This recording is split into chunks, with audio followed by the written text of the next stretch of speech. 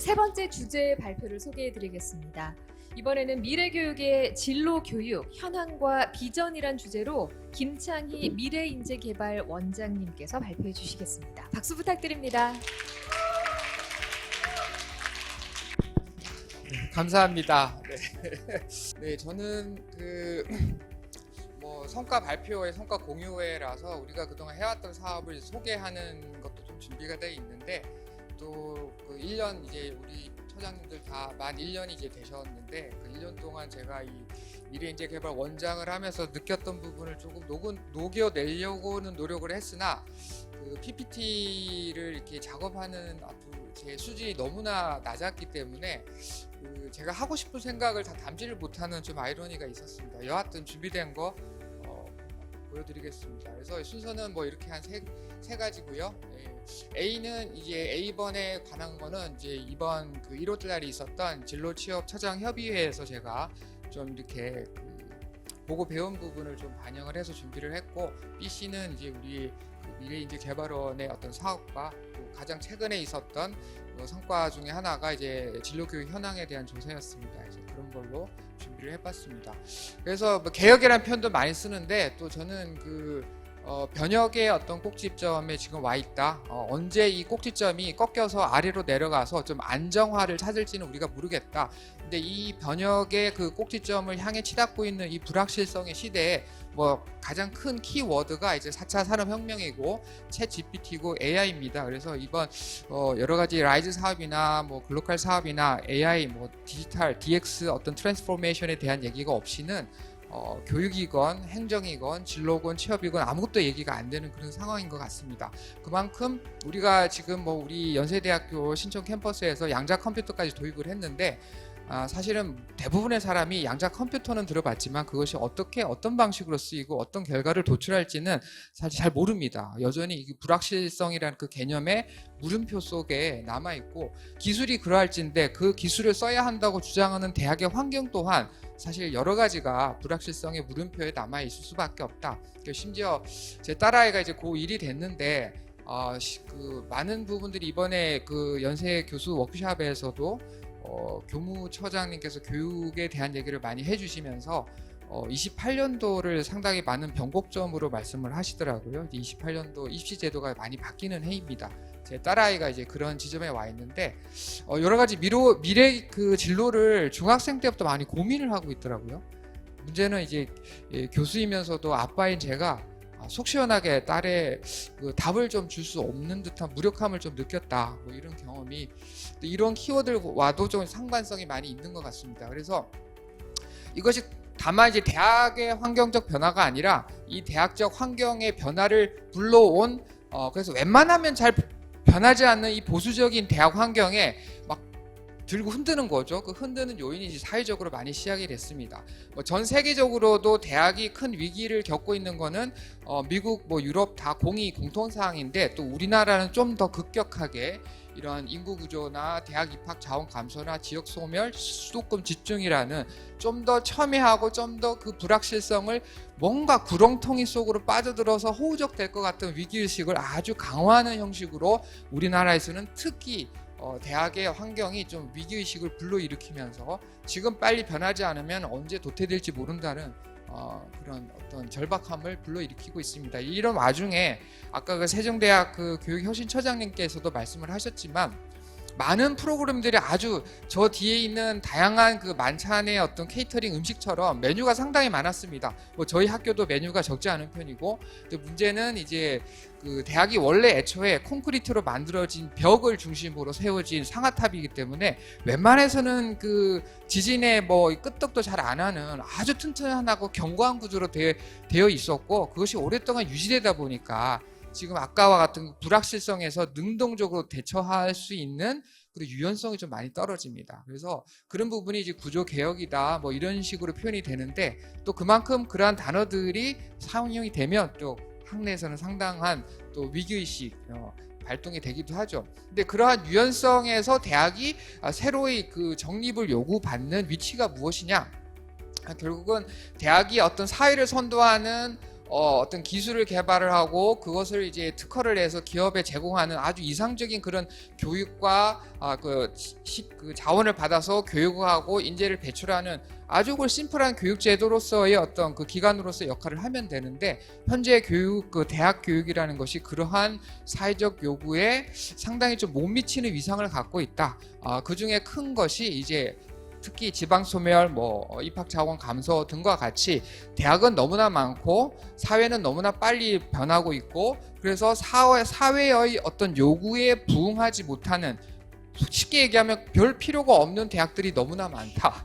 그런 의미에서 현재 이 경직되어 있는 콘크리트 구조의 어떤 전공제도와 제도나 대학의 교육 체제를 좀 주물럭 그려서 유연하게 만들 수 있는 반죽으로 좀 만들어야 된다. 그 반죽은 어디에 쓰이느냐? 결국 대학과 산업계 그리고 지자체를 연결하는 일종의 시멘트 역할을 하는 것이 현재 그 대학이 부여받는 사명이 아닌가, 역할이 아닌가라는 생각이 듭니다. 그래서 대학과 지자체, 산업계가 연결이 돼야 되는데, 그것이 결국 대학은 인재 양성을 하면 지자체는 취창을 위한 제도와 행정적인 노력을 할 것이고, 산업계는 그러한 일자리를 통해서 양성된 인재를 정주시킬 수 있는 이러한 구조를 통해서 지역을 살리고, 또 지역과 대학은 결국은 동맥과 정맥이 연결이 되어 있는 하나의 목숨이 이제 동일한 그런 생태계를 구성하고 있다.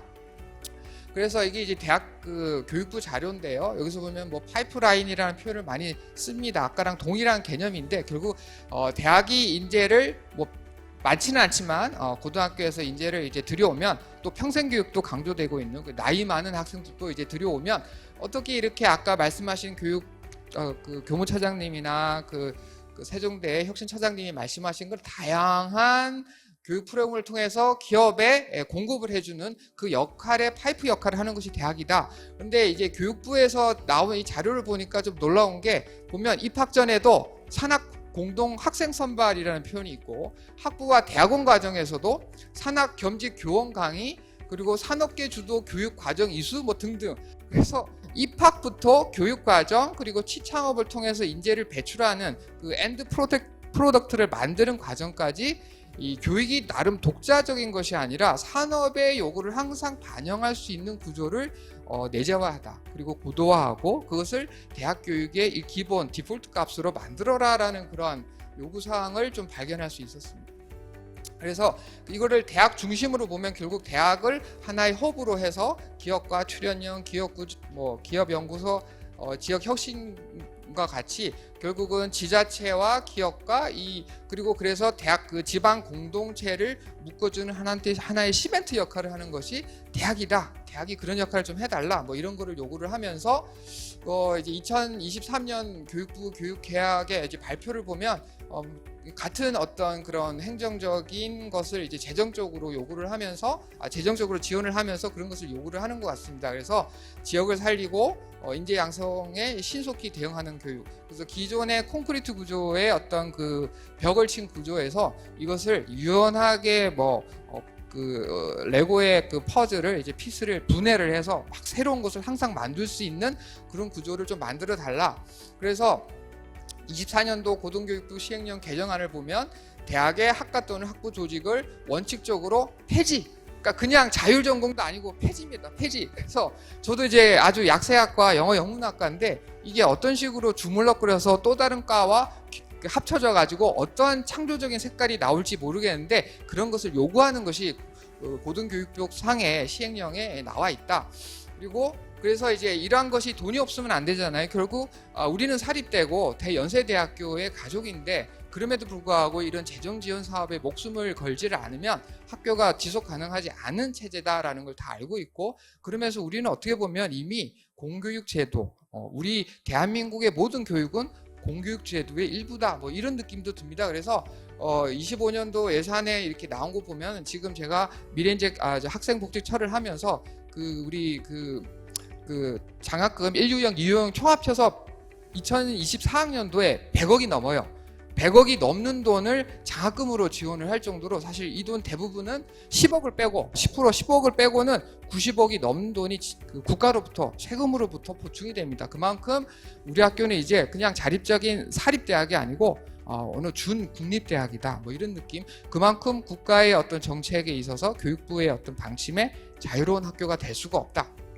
그래서 그러면 어떠한 그 돈은 공짜가 없잖아요. 대신 지역 격차 해소하고 청년 성장을 지원하라라는 임무를 우리한테 부여를 한 거죠. 여기서 청년 성장 지원은 단순히 고등학교에서 이렇게 대학 들어와서 뭐 졸업할 때 뭐 취직하는 이것뿐만이 아니라 생애 주기적이라는 표현을 많이 쓰더라고요. 생애 주기. 그래서 태어나서 죽을 때까지 대학이 어떤 진로 취업과 관련된 부분은 좀 책임을 져라. 물론 그 속에서 교육을 해야 되겠고, 그래서 그 교육 부분에 대한 고민이 지금 제일 난제가 아닐까, 어려운 숙제가 아닐까라는 생각이 듭니다. 그래서 그러한 현상 속에서 나온 게 라이즈 사업이고, 뭐 허브와 뭐 경쟁력 있는 지역 대학 육성. 그래서 지역은 대학이 없으면 지역도 죽고, 또 대학도 지역이 없으면 죽기 때문에 라이즈는 서로 이제 한 배를 탔다, 상생 내지는 공멸할 수 있는 그 위기감도 있는 그런 사업이라는 생각이 듭니다.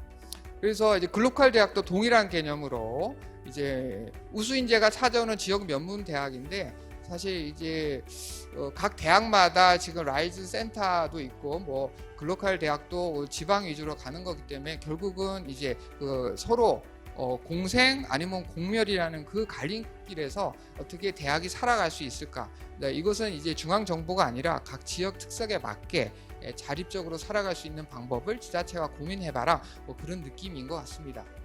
그래서 교육부 뭐 비슷한 얘기를 또 반복을 하고 있고요. 지금 뒤에 지금 되게 많거든요. 그래서 빨리 넘어가겠습니다. 그래서 이제 고용노동부는 항상 교육부와 좀 경쟁을 하면서 좀 이 다양한 프로그램을 제공한다라고 제가 좀 들은 바가 있습니다. 그래서 보면 그래서 진로를 탐색하고 구직을 하고 재직을 하고 빈 일자리 취업 청년, 이러한 새로운 개념들을 끌고 와서 교육부에서 하고 있는 것들 플러스 알파로 진로 취업에 대해서 노력을 하고 있는데, 여기서는 이제 구직 청년이라는 개념에서 좀 더 우리가 생각할 수 있는 게, 제 생각에는 얼핏 떠오르는 게 두 가지입니다. 하나는 일경험, 이게 우리가 알고 있는 표준 현장 실습이나 현장 실습 내지는 인턴과 같은 다양한 그 일경험을 대학 내지는 심지어 대학 이후에도 지원할 수 있는 체계를 마련하라. 그리고 또 하나는 대학이 대학생 자신들의 학생들 뿐이 아니라 자신들의 어떤 졸업생, 대학 문을 나서서 사회인이 된 상태에서도 취직을 할 수 있도록 지원을 하라라는 것이 지금 고용노동부에서 얘기하는 생애 주기적 졸업생들 이제 인적 자원의 진로 취업에 대한 방점이 있는 것 같습니다. 이제 그런 부분이, 그래서 최근에 우리가 작 관련된 컨설턴트 이제 용역 업체를 입찰을 하는데, 두 업체가 입찰해서 공이 얘기하는 게, 졸업생을 어떻게 그 졸업생이 살고 있는 지역에 스타벅스 가서 연락을 해갖고 만나서 진로에 관련된 서비스를 제공하겠다, 뭐 이런 약속까지도 하더라고요. 그래서 아무튼 뭐 그런 것이 또 요즘에 하나의 트렌드다, 이렇게 이해를 하시면 될 것 같고, 그래서 이러한 것들을 좀 시사점이 대학 내 진로 취업 지원 관련된 통합 및 연계, 뒤에서 다시 말씀을 드리겠지만 제 생각에는 미용원과 미래인재개발원과 RC와 뭐 이런 유관 기관들을 통합하는, 아까 교무처장님이 말씀하신 그런 컨트롤 타워가 좀 있어야 된다라는 생각이 들고, 학사제도 유효나 뭐 다 말씀하신 거고, 글로컬 대학 라이즈, 그리고 이제 마지막 부분이 조금 새롭게 청년 지원 정책 다각화, 여기서는 주로 이제 그 졸업생 미취업자들을 중심으로 한 그러한 부분이 지금 계속 교육부나 고용노동부에서 요구하는 새로운 어떤 부분인 것 같습니다. 대학이 이제 그 지역에 그 구직 활동을 하지 않는 청년들이 너무 많아졌다는 기사가 많아졌잖아요. 이제 그런 부분에 대한 어떤 그 정책적 대응이 아닌가라는 생각도 듭니다. 라이즈 기본 계획도 사실 이 라이즈라는 것이 지금 우리가 당면한 사회 문제와 그 사회 문제 속에서의 대학 문제를 한꺼번에 그 고민을 드러내고 해결책을 모색하는 그런 어떤 재정시효 사업 모델이 아닌가라는 생각이 듭니다. 그래서 맨 밑을 보면 청년의 생애 전 주기적 통합 지원, 진로 직무 훈련의 다양화, 산업 사회, 그다음에 그 지산학 연관 연계 협업, 그다음에 전주기적 통합 지원, 뭐 이런 것이 보면은 결국 사회에 나가서 일 경험을 많이 할 수 있는 기회를 어떻게 학교가 창출해낼 수가 있는가. 그리고 입학이 학생 4년 동안의 지원이 아니라 심지어 고등학생 자원부터 해서 그 졸업한 이후의 자원까지도 대학이 일종의 진로 취업과 관련된, 결국 모든 교육의 목표 그 생산품이 그 엔드 프로덕트가 결국은 취업이잖아요. 그래서 그 취업이랑 그 기업과 연계가 돼 있고, 그래서 어떻게 기업이 필요로 하는 인재를 만들어내느냐. 문제는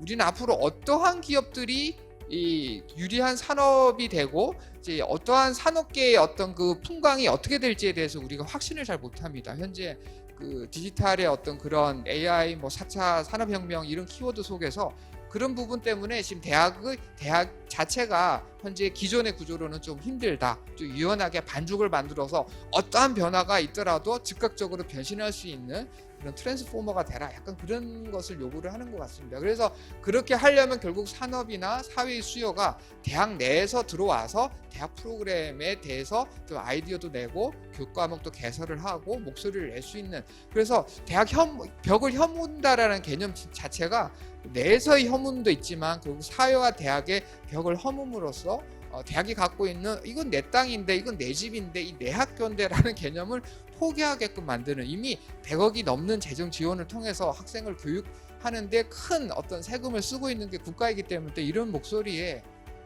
그렇게 모르는 채 할 수는 없을 것 같다는 생각도 듭니다. 그래서 이제 우리 미래인재개발원의 어떤 사업들은 뭐 이런 것들을 다 알고 한 건 아니지만 또 이런 기존의 어떤 글로컬라이즈, 뭐 4차 산업혁명 등등 불확실성의 시대에 조금 부응하는 어떤 그 일들을 좀 해왔다라는 느낌이 좀 드는 것들을 좀 가져와 봤습니다. 그래서 단순히 진로교육이 어느 한 부처가 독단적으로 하는 어떤 독립적 그 사업 수행이 아니라 다양한 유관기관, 즉 학생들을 만나서 상담도 하고 수업도 하고 그리고 진로 취업과 관련된 일자리를 이제 광고도 하고 홍보도 하고 또 그런 현장 경험을 하게끔 해주는 게 저희 미래인재개발원이고, 그리고 미래인재개발원을 중심으로 다양한 유관 부서들이 있기 때문에 지금 학 내외로 그런 관련 기관, 관련 전문가들을 모시고 이러한 그 관계 부서 회의나 전문가 라운드 테이블이나 강원 지역 실무 협의 등을 개최해 왔습니다. 그래서 뭐 그 효과에 대해서는 또 따져봐야겠지만 그런 플랫폼으로서의 역할을 할 수 있도록 우리 미래인재개발원이 노력을 했다. 그리고 이 표에서는 이제 보실 게 결국은 그 아까 그 학과의 그 세종대학도 마찬가지로 아무리 좋은 메뉴가 있어도 결국은 어떤 식성에 너무나 집착해서 나는 새우는 못 먹어, 나는 야채는 못 먹어, 고기는 못 먹어 이런 식으로 하다 보면 결국은 융합적인 맛있는 야채도 들어가고 소고기도 들어가고 새우도 들어가는 그 아름다운 음식을 만들 수 없는 것처럼 여기서도 이제 우리 그 전공 교수님들, 전공 학과의 벽이 너무나 공고하고 그것이 어떤 그 사회적 요구에 부응하는데 좀 여러 합심을 하지 않으면 우리 미래인재개발원에서 하고자 하는 여러 사업들이 사실 좀 상충되는 부분이 있을 수밖에 없다. 그래서 미래인재개발원 그 진로 지도를 하시는 전공 교수, 물론 또 RC에서 다양하게 그런 지도를 하시는 분들 포함해서 학교별 진로 교육 코디 뭐 이러한 부분들이 서로 상호 그 협업을 할 수 있는 체제를 공고히 만들어 놔야 사회에서 지자체에서 라이즈 사업 같은 것들을 하면서 그 어떤 사회의 어떤 요구에 부응하는 그런 교육 프로그램들을 만들 수 있을 것 같다. 뭐 이것도 결국은 이제 뒤에 나중에 진로 현황 그 조사 결과를 보여드리겠지만 우리 학생들이 가장 많이 도움이 되고 있다. 진로 취업 관련해서 가장 도움이 되고 있는 것이 그 현장 실습입니다. 일 경험입니다. 그리고 사회에 관련된 다양한 일자리에 대한 고민이 상당히 많습니다. 그런데 문제는 그러한 것에 참여하는 수가 너무나 적어요. 그래서 어떻게 해야 된다? 우리가 찾아가야 된다. 그래서 찾아가는 어떤 그러한 상담실이나 뭐 이런 콘텐츠 공모전을 통해서 우리 미래인재개발원에서 하는 다양한 프로그램을 어떻게 뭐 좀 더 학생들과 스킨십을 할 수 있도록 거리를 좁힐 수도 노력은 했지만 아직도 많이 부족하다라고 고백을 할 수밖에 없을 것 같습니다. 그래서 그리고 또 우리 그 인재개발원에서는 집중 진로 교육 주간을 통해서 또 미래 인재 페스티벌이라는 그 슬로건을 걸고 교내외 진로 교육 관계 부서 연계와 진로 취업 창업 전반의 종합적 진로 교육 서비스 그리고 그러한 것들 여러 유관기관이라 하면 뭐 RC나 뭐 우리 그 저 미용원이나 미래인재개발원이나 그리고 이제 강원도 관련된 유관기관 그리고 이제 중소기업이지만 다양한 그 도내에 있는 기관들을 초빙을 해가지고 한 자리에 모아놓고 학생들과 상담할 수 있는, 그리고 다양한 선배와 멘토링을 할 수 있는 그 산업 현장의 그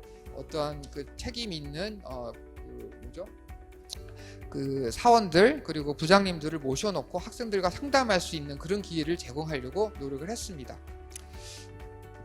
네, 시간이 그래서 쭉쭉쭉 해서 넘어가면 뭐 그런 것들을 계속 우리가 잘 해왔고, 여기서 몇 가지 우리 현황 조사를 한 것이 있는데 몇 가지만 말씀을 드리면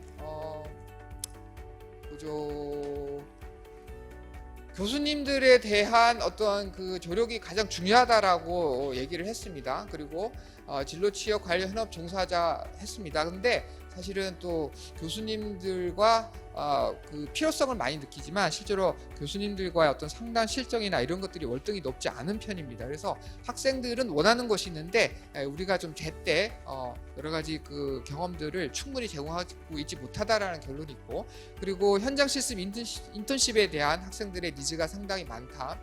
마찬가지고요.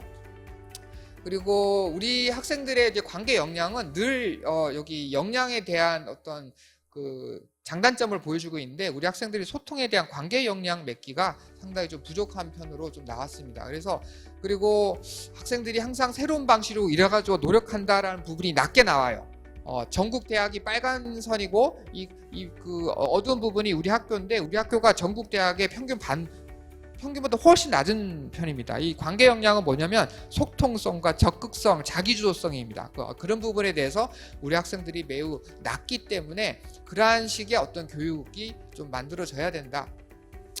그리고 결국에서 쭉쭉쭉쭉 넘어가서 결론만 말씀드릴게요. 결론만 말씀드리면, 그리고 참고로 진로 지역 컨설턴트가 우리가 운영을 하고 있는데 이번에 새로 입찰을 해서 새 업체가 들어오는데, 기존에 여러 가지 좀 문제가 있었는지 학생들의 만족도가 좀 높지 않은 편으로 나왔습니다. 그래서 그 부분을 좀 개선을 해서 학생들이 컨설턴트를 통해서 다양한 정보를 얻을 수 있도록 노력을 할 것입니다. 또 여기서 보면 아이고 뭐냐 뭐 이렇게 되지?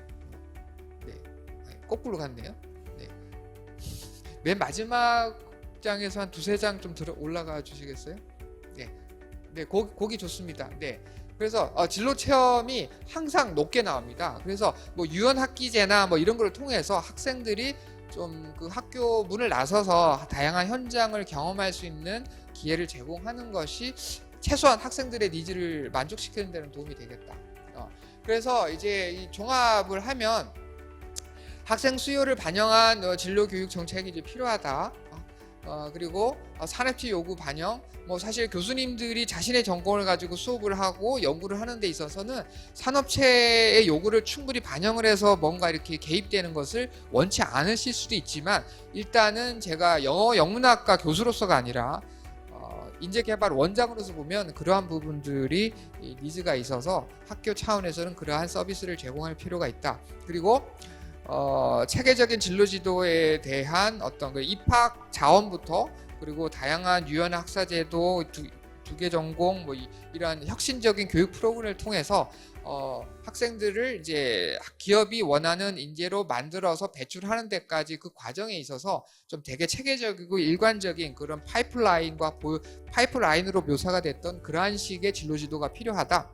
그리고 그 과정에서 제일 중요한 거는 아까 그 조사 결과에서 나온 것처럼 교수님들, 실질적으로 뭐 AI도 중요하지만 AI가 지배적인 사회에서 또 더 중요하게 부각되는 게 결국 사람의 목소리다, 인간미다, 서로 간의 어떤 스킨십이다. 그게 더 중요할 수도 있을 것 같아요, 오히려. 그래서 AI라는 어떤 그 DX 사회의 어떤 기술을 우리가 수용을 하면서도 동시에 인간미가 넘치는 교육을 좀 더 해야 된다는 느낌이 들고요. 그리고 실무 역량 강화라는 그 부분은 아무리 좀 식상한 편이지만 아무리 강조해도 지나치지 않다. 그래서 특히 표준 현장 실습 제거를 위한 체계가 좀 강화가 돼야 된다.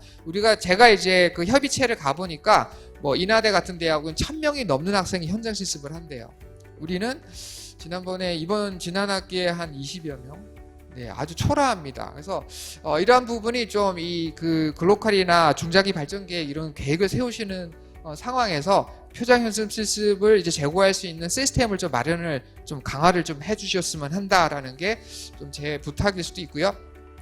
그리고 진로, 학업, 생활 연계된 통합적 접근이 필요하다. 그래서 생애 주기적이라는 표현을 통해서 대학이 더 이상 대학 기관으로서의 독립된 위상이 아니라 지자체와 그 지역 내의 도내의 어떤 산업과도 불가분의 관계로 연결이 돼 있기 때문에 결국 그 도내 정주 인구의 어떤 제고를 위해서는 결국 생애 주기적 개념을 끌고 와서 대학이 평생 교육도 하고 심지어 초중고 과정까지도 개입을 해서 대학에 들어오기 전에 인적 자원으로서 좀 다듬는 과정까지도 대학이 좀 개입을 해야 되지 않나라는 게 제가 교육부 자료를 보면서 좀 배운 것 같습니다.